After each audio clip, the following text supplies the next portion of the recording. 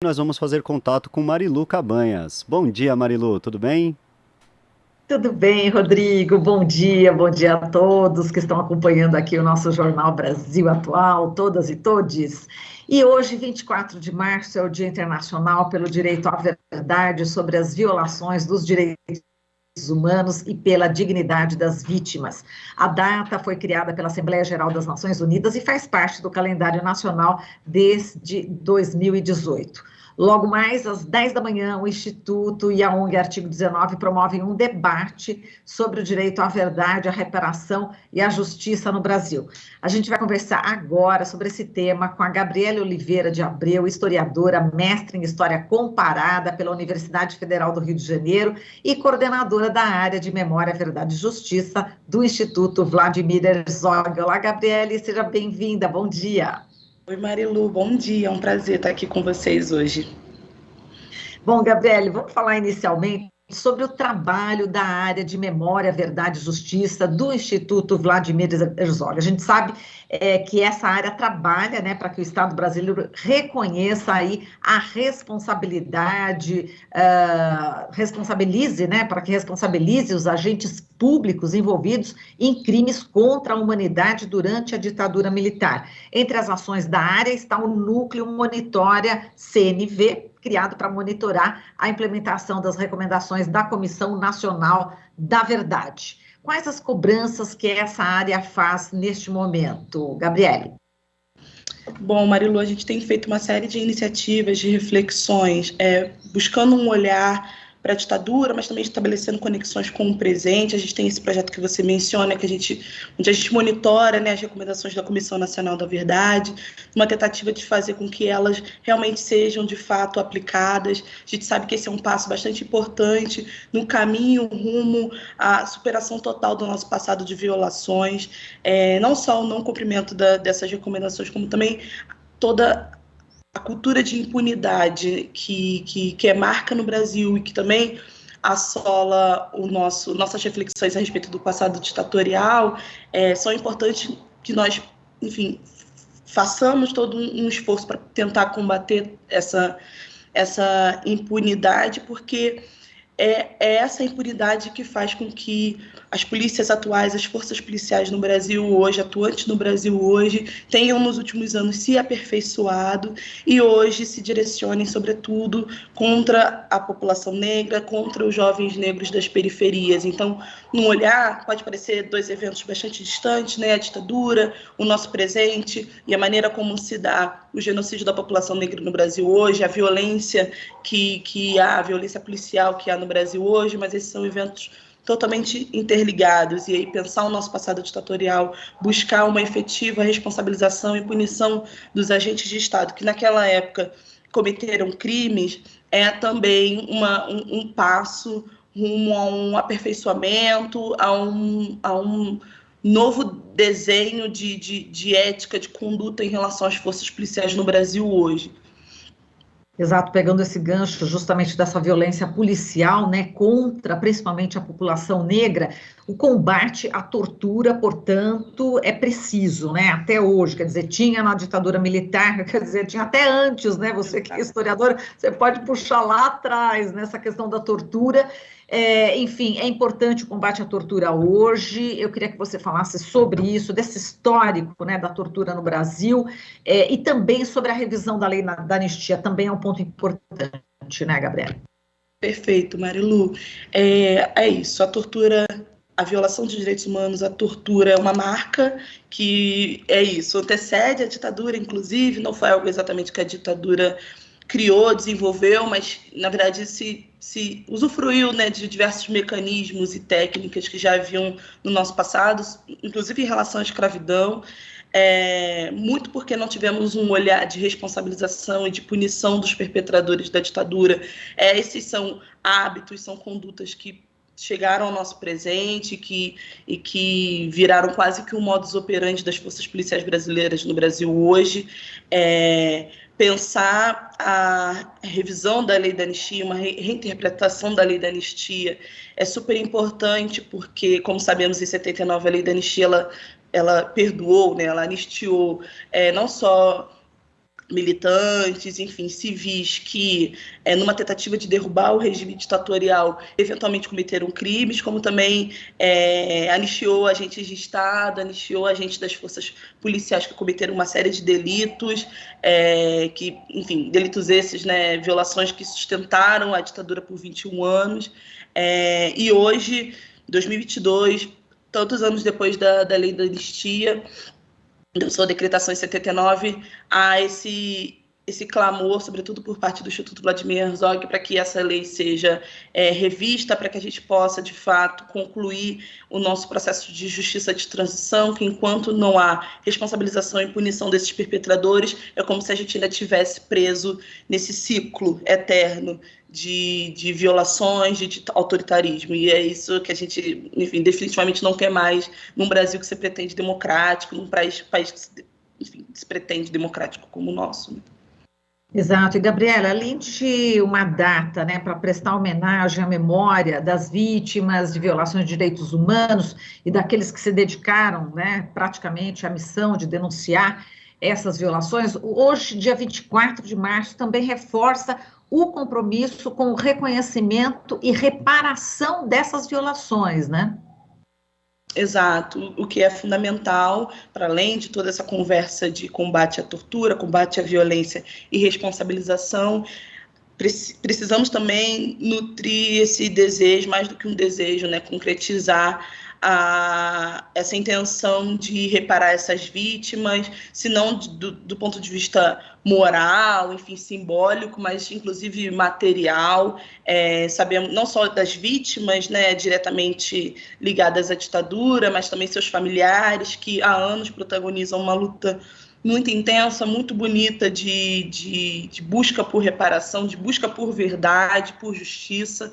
Então, essa é mais uma data para a gente estabelecer essa reflexão também, de um olhar cuidadoso e de justiça mesmo em relação a essa luta que vem sendo travada há tantos anos. Muitos desses familiares, inclusive em razão a todos esses anos que se passaram, faleceram e passaram essa herança de luta para filhos, para sobrinhos, que continuam levantando a bandeira da importância de reparar esses familiares, de reparar essas vítimas. Gabriela, você estava falando sobre a herança de luta de familiares de vítimas da ditadura, né, que passa aí de geração para geração. Então, as pessoas, enfim, as mães, por exemplo, acabaram morrendo, as avós passaram para os seus filhos ou netos.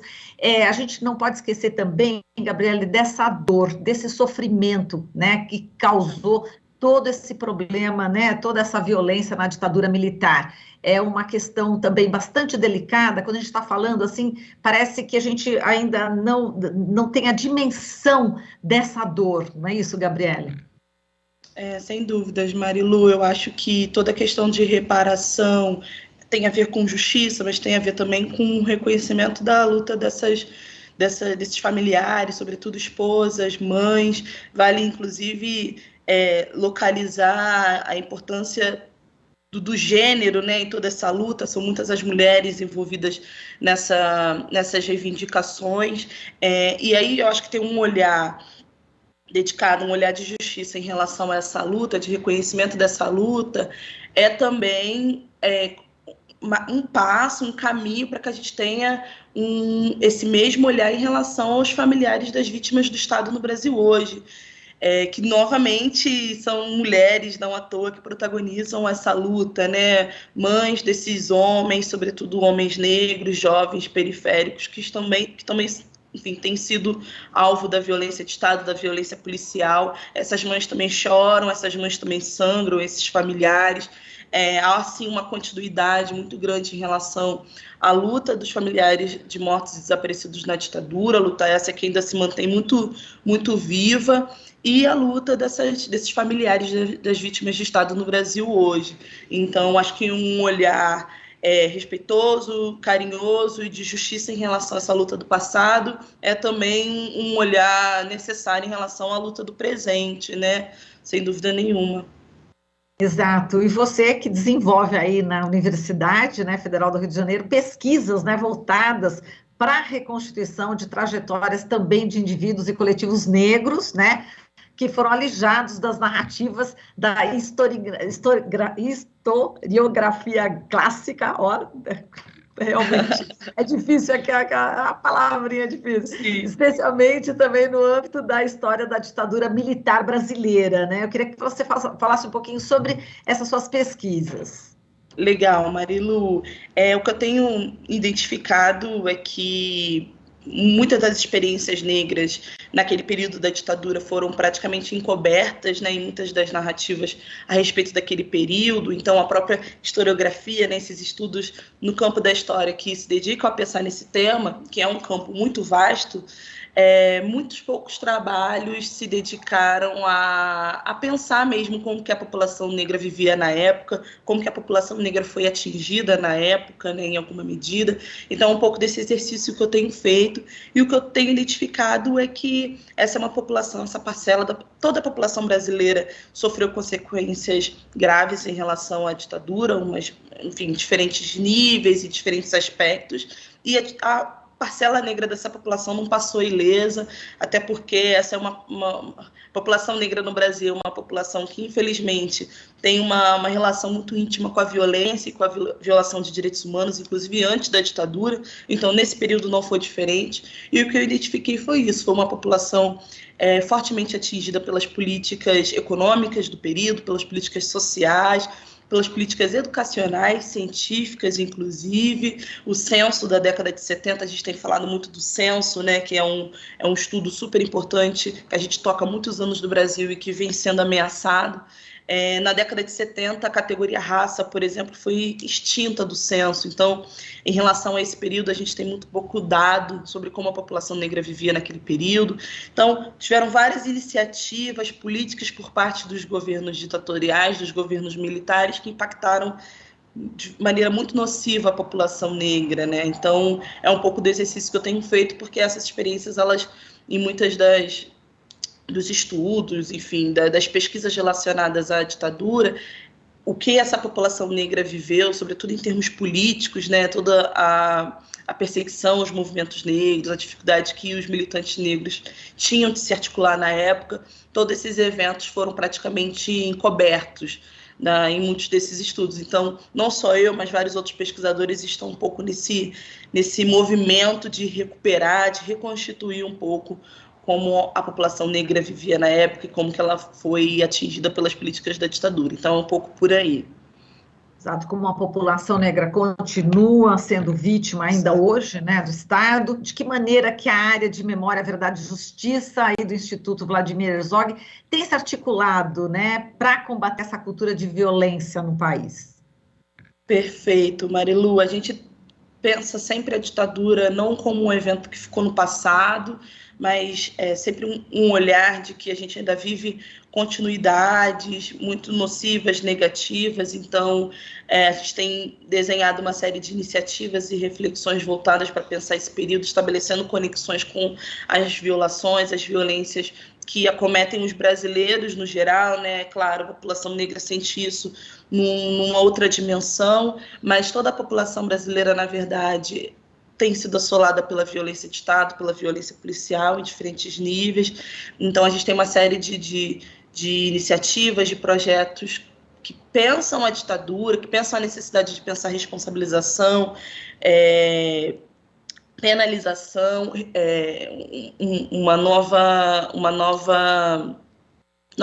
análise em relação à lei da anistia, né? Pensar a responsabilização desses agentes por parte também, enfim, do campo judicial e tudo mais, mas também estabelecendo essas conexões com o presente, com as violações do presente. Então, tem sido o principal mote hoje da área de Memória, Verdade e Justiça do Instituto. Muito bem. Agora, Gabriele, para marcar a data, né, o Instituto promove, né, junto com o artigo 19, a ONG, um debate aberto ao público hoje sobre a defesa da agenda do direito à verdade, à reparação e à justiça no Brasil. Vai começar logo mais às 10 da manhã, né, via Zoom. Para mais informações é só entrar também nas redes sociais do Instituto Vladimir Herzog, né, para ter mais detalhes. E fala desse encontro, né, com o artigo 19 hoje, quem participa, enfim, os temas, né, em torno, né, do que a gente já conversou estarão presentes também, obviamente. conta da importância também desse evento, que é aberto ao público, isso é muito interessante, né? Exato. Legal, Marilu. Bom, essa é uma data bastante importante, fundamental, ela acaba incentivando, né, como várias dessas efemérides, ela foi pensada justamente para gerar uma série de reflexões a respeito do direito que todos nós temos em relação à verdade, sobretudo em relação à ditadura militar, que, como a gente sabe, é um evento que não ficou só no passado, ele ainda guarda muitas perguntas que precisamos responder, e aí, por mais que a gente tenha, né, havido iniciativas com o objetivo de elucidação desse passado, a gente precisa saber mais o que foi a ditadura, e eu acredito que essa é uma data para a gente pensar e propor medidas também de combate ao esquecimento, que também acomete, como a gente vem falando nesse papo, né, outros eventos da história do país, como a própria escravidão, as violações de direitos humanos do presente, né, que têm sido preferencialmente direcionadas à população negra aqui no Brasil. Então vai ser esse um pouco o mote do evento, estarão presentes representante do artigo 19, o Rogério Sotile, que é o diretor do Instituto. Convido a todos a participar do debate, vai ser um debate importante para a gente não só refletir, mas também pensar proposições para que a gente supere, de fato, a ditadura, que, enfim, não ficou só no passado, a gente ainda vive vários respingos, resquícios dela. Então, esse é um evento voltado um pouco para essa reflexão, mas também com esse caráter também propositivo, de levar ações para o presente, para a gente, enfim, nos alinharmos em relação a todas essas reflexões. Tá, falando em ações para o presente, a gente lembra que tem o presidente da República, né, que enfim, defende aí a tortura, né? Esse é um contexto político bastante grave, né, Gabriela? Sem dúvida nenhuma, Marilu. A gente tem esse trabalho de acompanhamento, de monitoramento em relação às 29 recomendações da Comissão Nacional da Verdade. Todas elas são de suma importância, chama atenção para uma delas, que é a 4ª recomendação, que inclusive proíbe eventos oficiais em comemoração ao golpe de 64 e à ditadura. Internamente, né, muitos militares já realizavam esses atos, essas reflexões, mas como a gente sabe, esse tom de celebração, de enaltecimento da ditadura chegou também ao governo federal nos últimos anos, chegou ao Planalto. É gravíssimo porque, para além de combater uma impressão que vem da sociedade de que a ditadura não foi tão ruim assim, a gente hoje precisa enfrentar esse discurso vindo também da principal autoridade política do país. Isso só aumenta o nosso desafio, na verdade, né? Tá certo, Gabriela. A gente agradece aqui a sua participação, bom debate hoje, logo mais às 10 horas, com o pessoal do artigo 19. Obrigada. Um forte abraço para você, viu, Gabriela? E parabéns pelo seu trabalho. Obrigada, nós estamos à disposição. Peço desculpa pelos probleminhas técnicos. E brigadíssimo, Marilu. Um abraço a todos da rádio. Obrigada. Imagina, isso acontece, a gente está em época ainda de pandemia, estamos aqui numa nova era, né, da era virtual, né, então isso aí é uma coisa que a gente tem que entender como praticamente aí super compreensível, viu, Gabriela? Obrigada, querida. Obrigada mesmo. Um beijo, viu? Até mais. Um beijo, até a próxima. Obrigada. Até a próxima. A gente conversou aqui com a Gabriela Oliveira de Abreu, historiadora, mestre em História Comparada pela Universidade Federal do Rio de Janeiro e coordenadora da área de Memória, Verdade e Justiça do Instituto Vladimir Herzog. Você está ouvindo Jornal Brasil Atual. As notícias que os outros não dão.